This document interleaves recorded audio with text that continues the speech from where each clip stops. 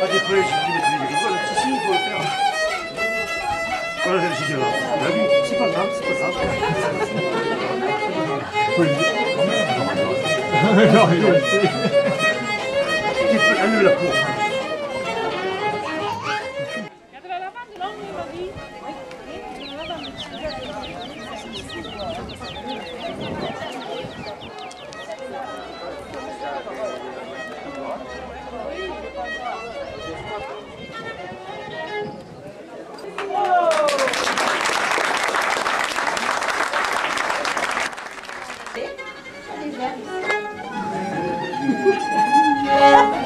Et on veut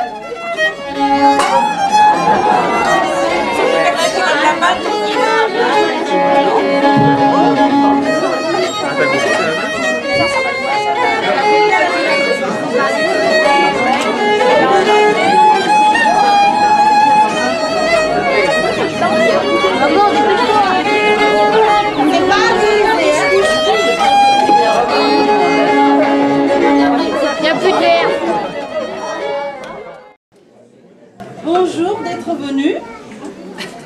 Je n'aime pas les grands discours. Hein. On va commencer 4 lectures, 2 poésies du président Sédar Senghor, qui est mort il n'y a pas longtemps, et un texte d'Éric Orsana et l'autre de William Sassine. Merci.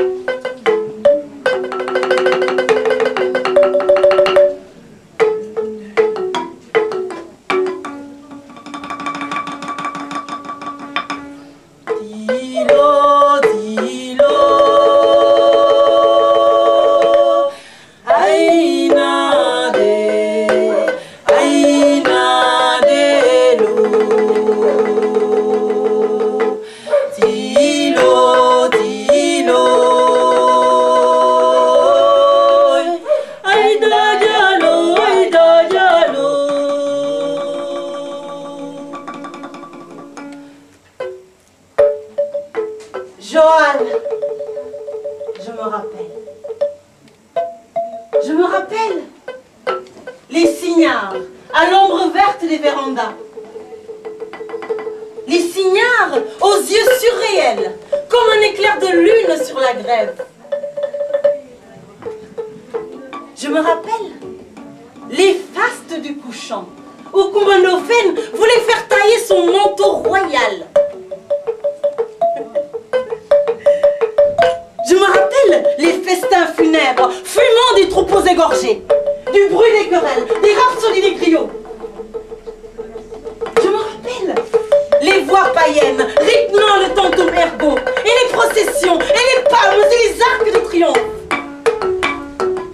Je me rappelle la danse des filles nubiles, le cœur de lutte.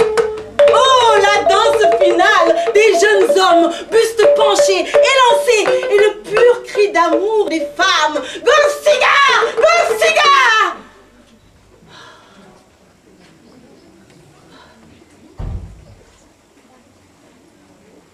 Je me rappelle. Je me rappelle.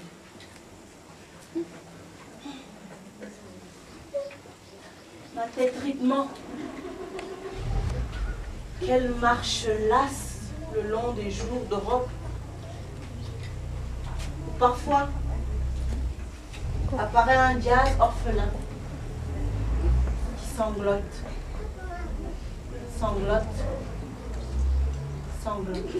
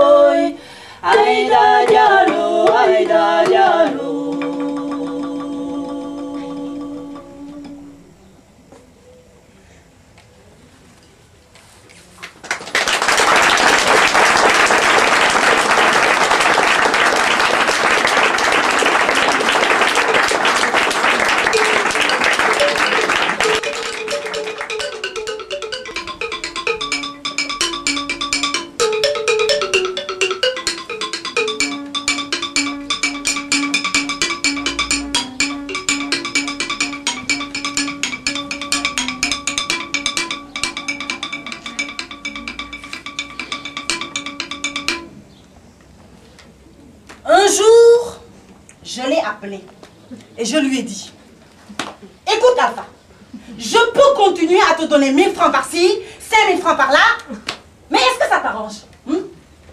Tu as raconté partout que tu n'aimais pas l'ancien régime, mais tu as fait comme moi. Tu es parti en exil en Europe, tu es revenu comme moi. On ne se connaissait pas. C'est la vieille Marie, la patronne de l'éléphant bleu, qui m'a conseillé de te prendre avec moi. Qu'à ton tour, tu pourrais m'aider. Soit disant que tu es un oncle de la femme du Premier ministre. Mais tu n'avais rien. J'ai t'ai trouvé une maison avec des meubles et tout. Bon, ta femme est partie, ce n'est pas de ma faute. Hein. Elle a raconté partout que tu es un vaurien. Elle a peut-être raison. Depuis 1 an, tous les matins, tu t'en sers derrière mon bureau pour écrire. Hein? Tu dis que c'est un projet pour développer le pays. Mais je t'ai toujours répondu de laisser tomber. Personne ne peut nous développer. Hein? Les missionnaires sont venus. On les a bouffés. Et en plus, les colons, eux, ils en ont eu tellement marre qu'ils nous ont donné l'indépendance. C'est tout tour de la coopération. Ah ben laissez cela continuer à nous faire crédit. De toutes les façons, on ne payera pas. Hein? Tout le monde veut nous aider à nous développer. Même toi, avec ton petit chapeau ridicule et ta démarche de connard affamé. Je t'ai toujours répété, va voir ta parente, la femme du Premier ministre, et dis-lui que tu n'as pas un seul sac de riz à la maison pour les enfants, que tu ne travailles pas, et tout quoi. Et puis dépêche-toi, il faut profiter de la situation. Il a arrangé son petit chapeau sur la tête, a battu des ailes et m'a assuré. Tu as raison. À partir de tout de suite, je me réveille. Je fonce de ce pas à la primature. Je ne l'ai revu que 2 heures après. Je lui ai demandé comment ça s'est passé. Il m'a répondu. Le Premier ministre a répudié sa femme et il ne veut voir aucun de ses parents. D'ailleurs, regarde mon chapeau, le trou que son garde du corps a fait dedans. Il s'est mis à pleurer. Je lui ai dit, va reprendre ton projet. Il y a encore un peu de papier dans le petit tiroir noir d'en bas. Près du téléphone, j'ai laissé un morceau de scotch. Je l'ai laissé. Il y a un Libérien qui me devait de l'argent depuis 8 mois, Lily. Lui aussi était venu pour nous aider. Hein. Je savais où le trouver. Et je l'ai trouvé. Assis chez Moïse, un des rares bars où il était interdit de chasser les mouches et les cafards. Le patron disait qu'il lui portait bonheur. Je te cherchais, fit-il. J'ai encore besoin besoin d'un peu de sous, hein. Dès que mon cousin mettra la main sur les chefs de rebelles, nous ferons de belles affaires. Il gagnera. Il a des médicaments contre les balles, les couteaux, les... Je m'en allais chercher la photo de son cousin assis dans une brouette, les couilles entre les dents.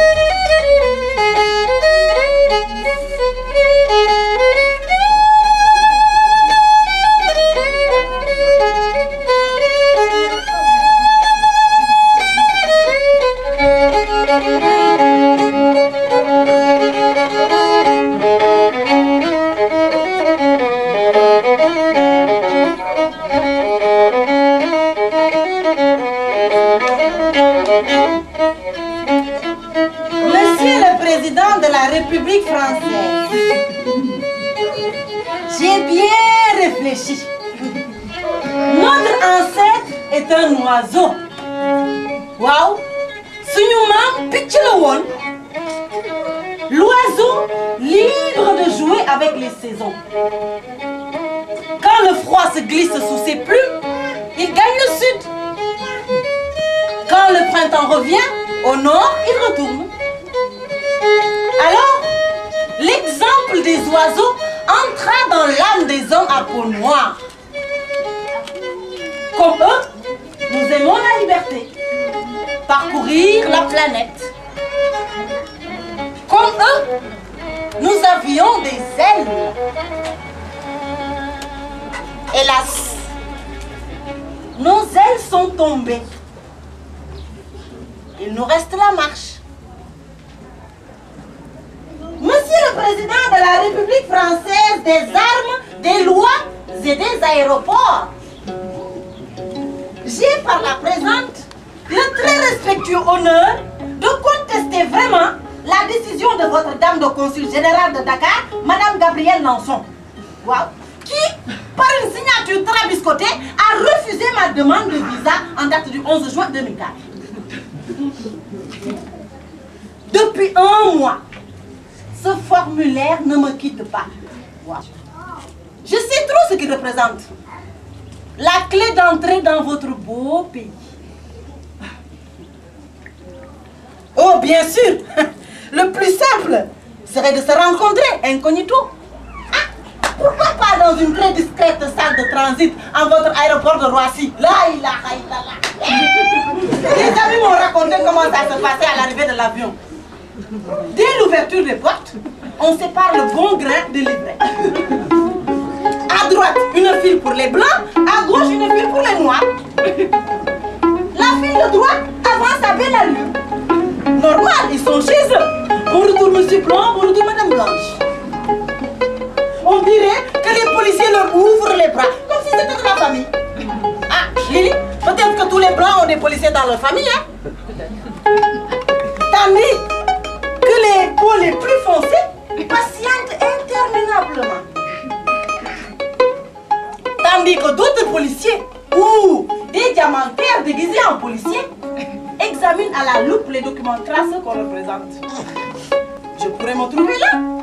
Au lieu de mon nom, 2 solides gaillards me mèneraient vers vous. On me prendrait pour une tricheuse, une faux papier. Qu'importe. Je suis prête à tout abandonner pour rejoindre ma sœur. Même ma fierté.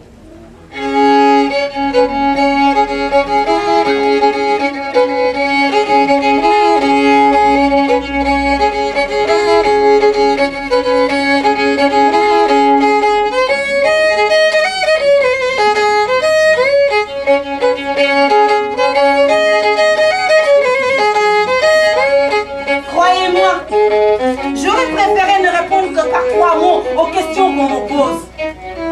Mais comment vous faire comprendre la respectabilité de ma famille sans pour autant vous parler de notre tama, l'histoire de notre animal interdit?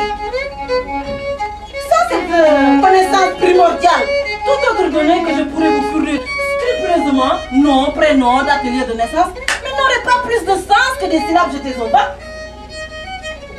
Comment, sans me connaître, pouvez-vous décider de m'ouvrir ou de me fermer les portes de la France? Ah! La vie est une, monsieur le président. Qui en découpe trop le morceau là, n'en peut saisir le visage. Que c'est du désert celui qui ne regarde qu'un grain de sable? Et dans ma prochaine lettre, je vous raconterai l'histoire de la famille de mon père, les Soninké, celle de ma mère, les Doumassi, et de la région du fleuve Sénégal où je suis née. Et pour le motif de séjour, une chose est sûre, je suis coupable. Ah oui, coupable. Sinon, comment expliquer la décision négative de l'administration française? Administration dont les Français disent être la meilleure au monde et connaît bien son métier. Si en son âme et conscience, elle m'a jugé indésirable sur le sol français, même pour une durée de 30 jours, eh ben c'est qu'elle a raison, hein? Une raison accablante devant laquelle je m'inclinerai. Bah, dès que je l'aurai trouvé, hein? Quant à mon sexe, comment le résumer par une simple croix griffonnée dans le carré masculin ou féminin? Ah, c'est la présidente. Sachez qu'une femme africaine est 7 fois une femme, hein? Ah, oui. Je vous épargnerai 6 définitions et ne vous en compterai qu'une. Déesse souveraine de la Grèce, son cul, l'âge venant, atteint des records de circonférence. Ainsi s'achève ma lettre, monsieur le président. Quand vous viendrez rendre visite à l'Afrique, ménagez-vous des entretiens avec les secrétaires. En elle réside le vrai pouvoir. Les dictateurs à vie, ministres ou directeurs, mais ne sont que des marionnettes. Les ongles violets tiennent tous les fils.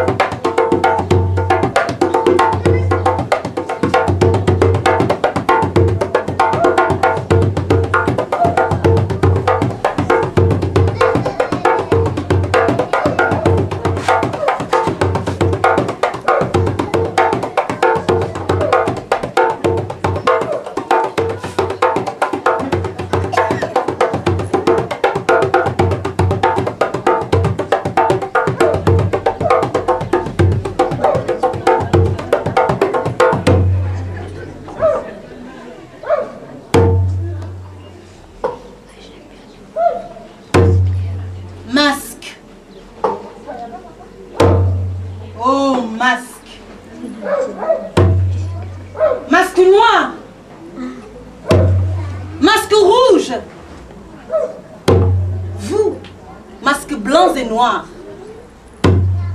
Masque aux 4 points d'où souffle l'esprit. Je vous salue dans le silence. Et pas toi en dernier, ancêtre à tête de lion. Vous gardez ce lieu fort clos à tout rire de femme, à tout sourire qui se fane.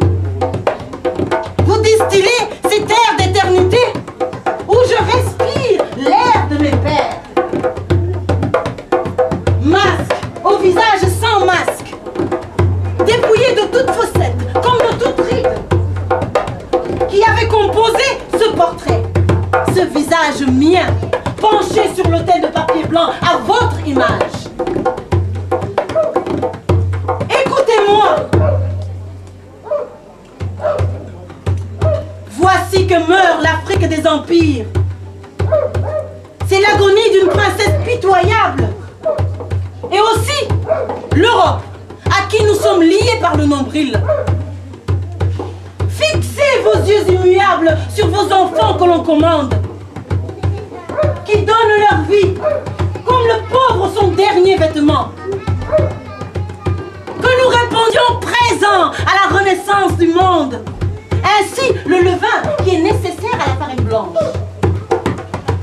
Car, qui apprendrait le rythme au monde des pains, des machines et des canons? Qui pousserait le cri de joie pour réveiller morts et orphelins à l'aurore? Dites, qui rendrait la mémoire de vie à l'homme aux espoirs éventrés? Ils nous disent, les hommes du coton, du café, de l'huile. Ils nous disent, les hommes de la mort.